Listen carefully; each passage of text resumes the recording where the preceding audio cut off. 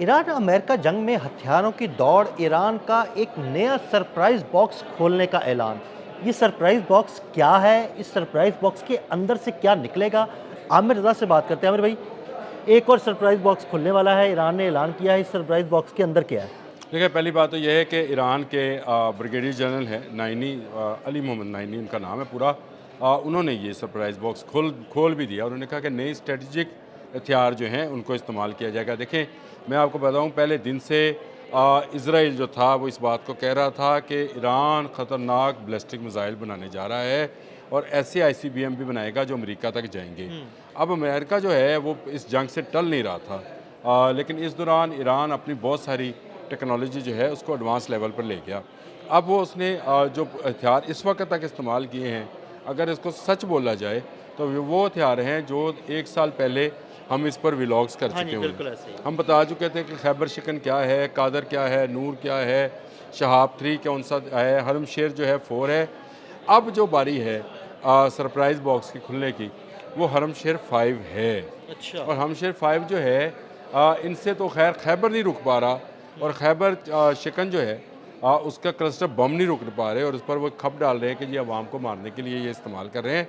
तो आपने जो स्कूल की बच्चियों पर मिसाइल हाँ, गिराए वो हैं, क्या था? वो क्या था? अब आप देखें कि हमशर 5 वो मिसाइल है जिसकी तमाम तर मालूमात इस वक्त तक हिडन हैं।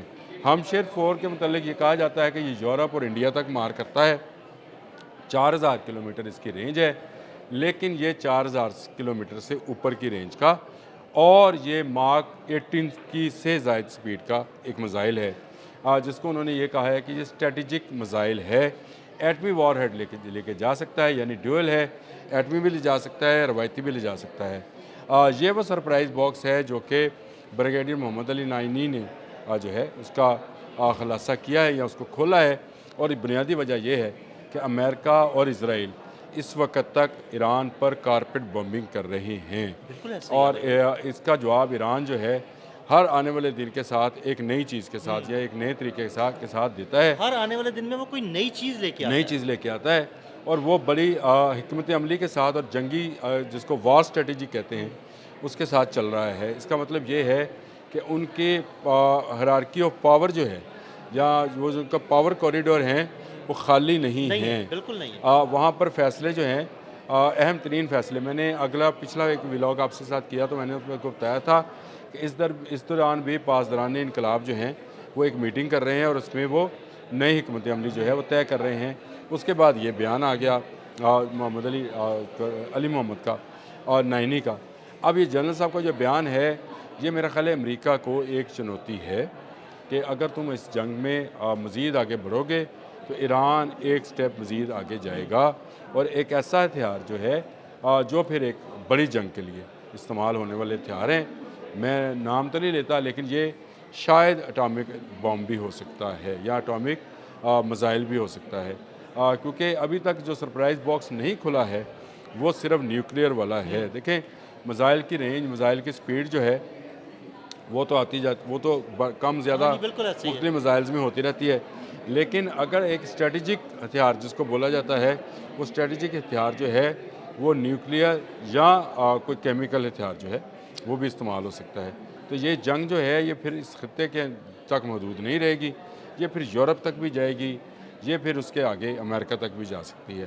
तो ये मेरा ख़्याल है ब्रिगेडियर जनरल का ये बयान जो है अली मोहम्मद नईनी का, ये बड़ा अहम है। इस हवाले से भी अहम है जिसका मुझे, क्योंकि डोनाल्ड ट्रंप ने कल ही कहा कि हमने तमाम जहाज़ तबाह कर दिए, तमाम मिसाइल बैटरीज तबाह कर दी, बैरिया तबाह कर दी, और पूरी क़यादत पासदारान इनकलाब की जो है वो तबाह कर दी है। तो आमिर भाई, ये पासदारान, बयान कहाँ से आ रहे हैं? और इसराइल ये पर हमले कहाँ से हो रहे हैं? अब्राहम लिंकन पर शाहिद ड्रोन का हमला कहाँ से तो हो ये गया? आसमान से चीज़ें आ रही हैं? डोनाल्ड ट्रंप से पूछना चाहिए कि देखें, पासदारान इनकलाब के ही एक रहनुमा ने ये बयान दिया है, बिल्कुल ऐसे ही। और डोनाल्ड ट्रंप ये कह रहे थे कि पासदारान इनकलाब जो हैं वो हथियार फेंक दें, और अमेरिका उनके उनके साथ मिलकर नई रजीम जो है उसको खड़ा करेगा। और मेरा ख़्याल है कि ये बयान अमेरिका के लिए एक चुनौती है। अमेरिका के लिए ना भी हो, चले मैं मान लेता हूँ कि अमेरिका के लिए नहीं है, लेकिन इसराइल हाँ, इससे तबाह हो इसराइल के तो सकता है। है। देखें, वो समझते ये हैं कि इसराइल फ़र्स्ट की पॉलिसी जो है अब्बास अराक्ची ने जो अनाउंस की थी, उसने कहा हमारे लिए अमेरिका अब दूसरे नंबर पर चला गया है, हमारे लिए अब इसराइल पहले नंबर पर आ गया है और उसके लिए ही ये स्ट्रेटजिकल हथियार जो हैं ये इस्तेमाल किए जा सकते हैं। और ऐसे स्ट्रेटजिकल हथियार जो कि फिर कोने खुदरों में छुपे हुए यहूदी भी जो हैं उनको हलाक करेगा, मारेगा, फिर ये किसके पास जाएंगे? देखें ये इस वक्त ईरान पर, तेहरान पर जो है रोज़ाना की बुनियाद पर बॉम्ब्स फेंक रहे हैं। सैकड़ों बॉम्ब फेंके जाते हैं इनको रोज़ाना। उम्मीद ये थी कि इनको मिडल ईस्ट से जो है कुछ इनको मदद हेल्प मिल मिलेगी, जाएगी, बिल्कुल। नहीं मिली। फिर ये तुर्की की तरफ गए कि नेटो से मदद मिले, नहीं मिली। अब ये डेस्परेट हैं। डेस्परेट इसलिए हैं कि जो रजीम चेंज का ख्वाब लेकर और जो अली रज़ा पहलवी का दिखाया हुआ ख्वाब था कि ईरान की अवाम तंग है, महंगाई है, बेरोज़गारी है, वहाँ पर खाने पीने की अशिया की किल्लत है, ईरान के लोग दूसरे दिन ही सड़कों पे होंगे और वो ईरानी रजीम जो है जिस तरह से इनकलाब ने बादशाहत चेंज की थी इसी तरह एक इनकलाब आएगा और बादशाहत दोबारा आ जाएगी। मेरा ऐसा ख्याल कुछ भी नहीं है होगा। ये दीवाने का ख्वाब है जो कि डोनाल्ड ट्रंप ने अली रज़ा पहलवी के साथ मिलकर देखा और इसको अमली जामा पहनाने के लिए नेतन्याहू को साथ मिलाया और नेतन्याहू की जंग जो है अमेरिका ने अपने गले में डाल ली। अब ईरान देखें, ईरान दिफा कर रहा है, वो अपने घर के अंदर बैठा है। अमेरिका 12,000 किलोमीटर दूर से आया है यहाँ पे। इसराइल जो है एक छोटा सा मुल्क है जो कि गज़ा के नहत्ते अवाम पर जुल्म करने का आदी है। अभी उसका मुकाबला जो है एक ऐसी फोर्स से है जो मुकाबले में उस पर मिसाइल फेंक रही है।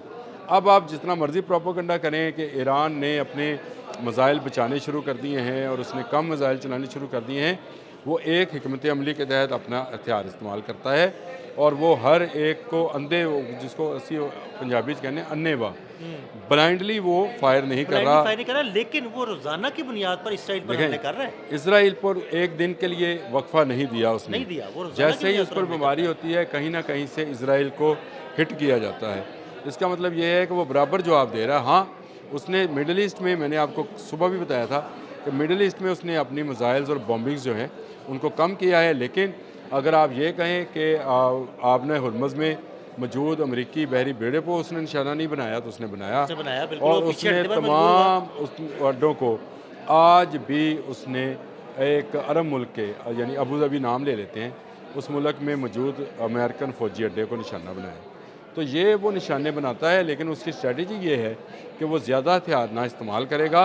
हाँ, उस पर जो बॉम्बिंग हो रही है उसका जवाब अभी तक उसने उस तरह से बॉम्बिंग की सूरत में, क्योंकि फ़ज़ाई हमला है, उस तरह से नहीं दिया है। लेकिन मुझे पूरी उम्मीद है कि ईरानी फ़ज़ाइया भी किसी मौके की ताक पे हैं ताकि वो एक ऐसा जवाब उनको दे जिस पर इसराइल को लाजवाब किया जा सके, और ये जवाब भी उनको जल्द मिलेगा।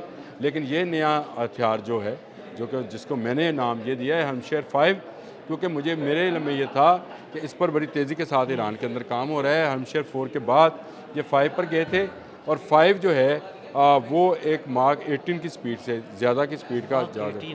18, हाँ, ये वो स्पीड है जो इनसे तो मार्क 15 वाले नहीं पकड़े जा रहे, मार्क 18 मैं आपको बताऊँ। चलें, ये अगली गति फिर सुलझा लेंगे। DF-17 का नाम सुना है आपने? जी बिल्कुल बिल्कुल। डैंग फोंग 17 चीन का है, ये उसी का ही रेप्लिका है। अच्छा, और ये दुनिया का ख़तरनाक तरीन हथियार है जिसका अभी तक इंटरसेप्टर बना नहीं हुआ। ज़बरदस्त ज़बरदस्त, बहुत शुक्रिया आमिर भाई। आमिर भाई ने बड़ी तफसील के साथ इस सारे मामले पर रोशनी डाली। अदील अहमद और आमिर रज़ा को इजाज़त दीजिएगा। अल्लाह हाफ़िज़।